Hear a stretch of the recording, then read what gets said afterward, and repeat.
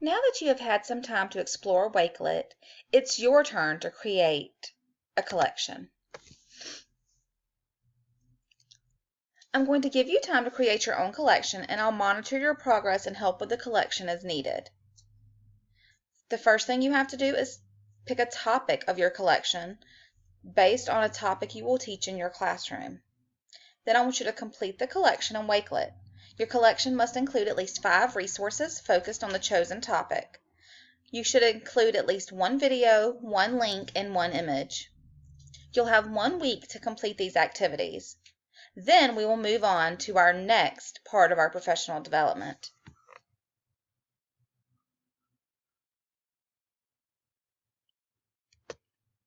Now that you've had a week to work on your Wakelet, we're going to look at another resource, Google Classroom. You may have heard of Google Classroom, especially over the last few months during remote learning. It is a great resource to post assignments and resources for others to use and see. You can create a Google Classroom to share information with teachers and colleagues, or you could also create one for students as well. A variety of resources can be created and shared to members of your class. You can share assignments, quizzes, discussion questions, materials, and even Google Meet links if you decide to use Google Meet during remote learning. You can also customize a lot of your features in Google Classroom, including the organization of your page, the theme of your page, and several different settings. You can click on the link below to watch a video about how to use Google Classroom, going through a step-by-step process of all of the tools in Google Classroom. As a group today, we're going to look at Google Classroom and explore some different things that you can do. We're going to look at the Stream section of Google Classroom, Classwork, People, and then Grades. So on your computers, I need you to go to classroom.google.com.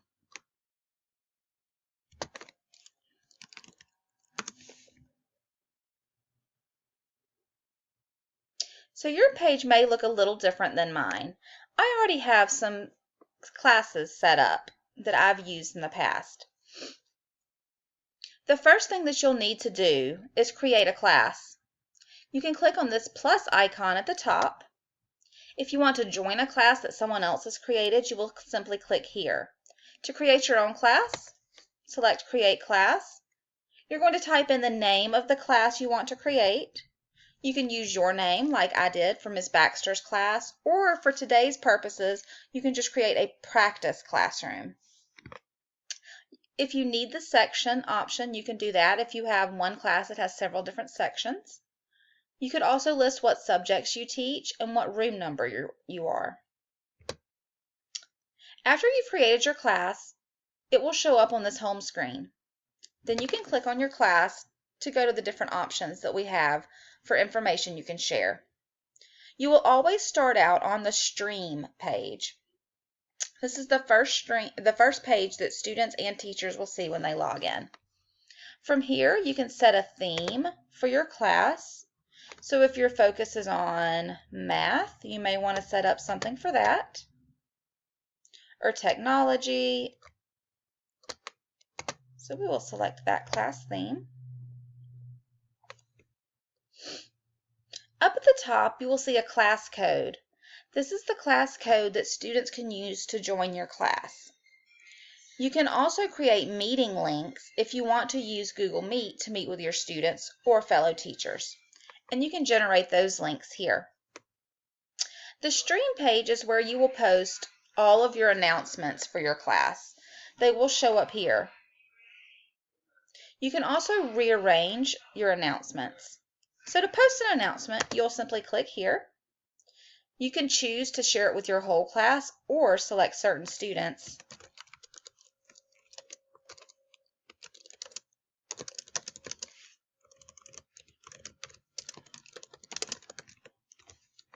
Another great feature is that you can add files as well to your announcements. Okay. Then we can post, or we can schedule it to post later. When posting an announcement, it comes up to the top of the page. So anything that you post will simply go up to the top each time. The next section that we're going to look at is classwork. This is where you're going to spend a majority of your time in Google Classroom. You can create several different types of assignments.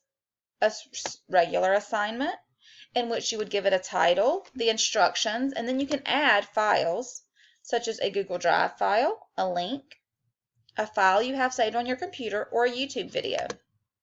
You also have the option to create an assignment in Google Docs, slides, sheets, drawings, and forms. On this side of the screen, you can choose which class you want to share it to, if you have multiple classes that you want to use. You can also pick exactly which students will see this assignment. It can be all of your students, or if you just have a few students that need to, you can select that there. You can select the points that the assignment is worth, if you want it to have a due date, if you want it to have a topic, and then if you can also create rubrics.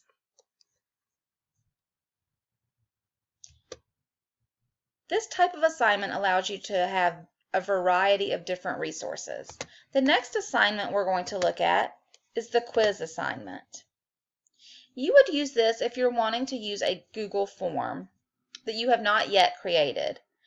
This assignment allows you to create the Google form as you're completing the assignment page. It has all the same features, such as sharing to one student or all students, points available, due date, topic, and rubric. Next, you can create a question. This would be like a discussion post. You'll post your question here. You can also add files that you want the students to view, and then you would post your question and students would respond.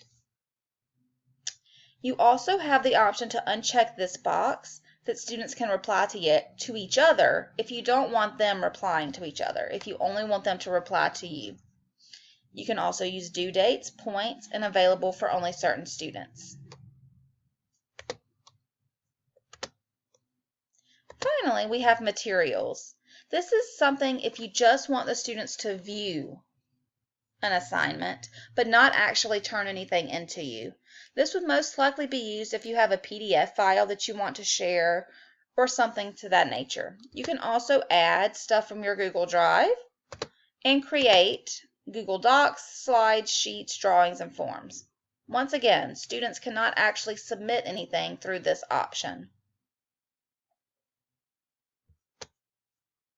Once you have decided which assignment you want to use, you can simply post the assignment up here, or you could schedule it to post at a later date.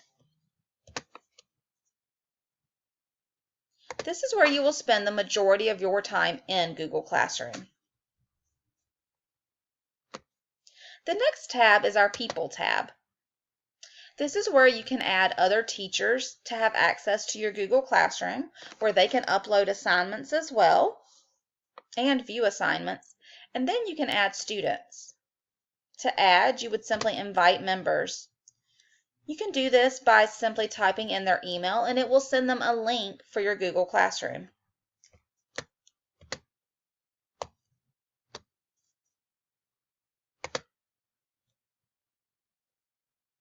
You can do the same thing for students.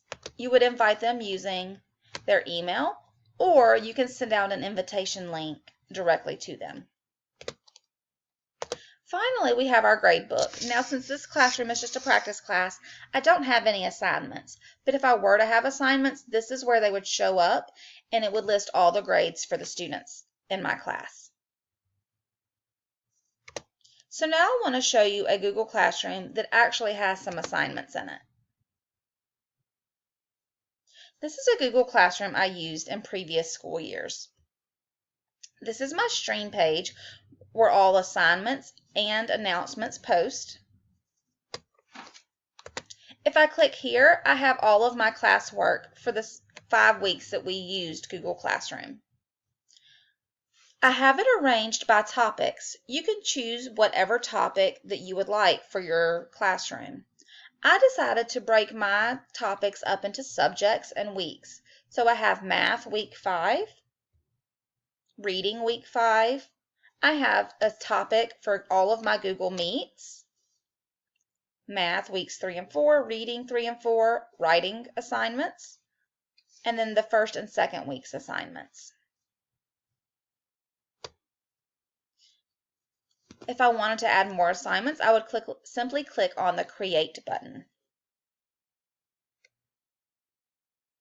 Now, since I do have actual students in my Google Classroom, I'm not going to show you what the People and the Grade Book tab looks like, but all of these assignments that I have posted here would show up in my grade book with graded assignments already in there. So as soon as a student completes an assignment in Google Classroom, it is graded through Google Classroom and available under Grades.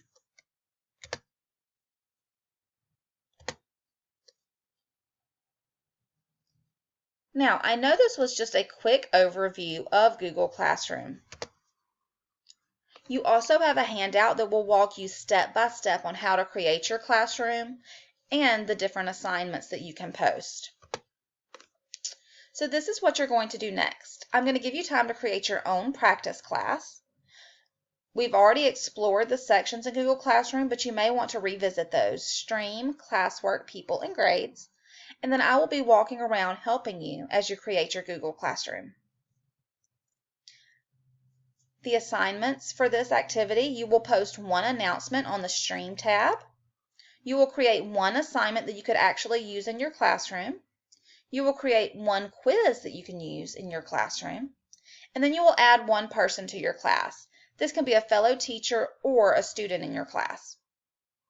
You will have 1 week to complete these following activities. Remember to refer back to the handouts for the Google Meet to complete the activities.